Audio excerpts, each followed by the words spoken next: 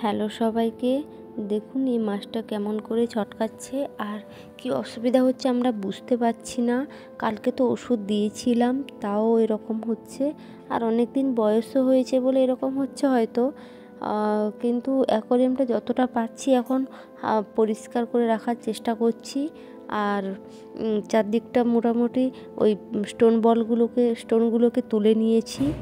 আর এরকমভাবে করেছি। গোল্ডফিশও একটা অসুস্থ এইরকম শুয়ে আছে, গোল্ডফিশের তো কিছুই রাখি না। আর আর্টিফিশিয়াল গাছগুলোও আমরা কমিয়ে দিয়েছি, এই দু একটা আছে, তাও ভাবছি এবার থেকে উঠিয়ে নেব।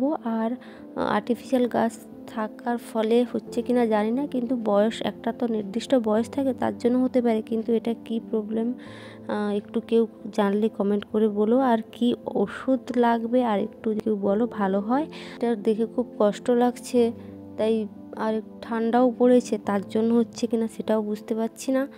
তো সবাই প্লিজ যদি কেউ জানেন যে এর কি ওষুধ আছে, আমাদের কাছে যা ছিল তাই দিয়েছি, প্লিজ একটু কমেন্ট করে বলো আর কি করতে হবে একটু জানাও। Thank you.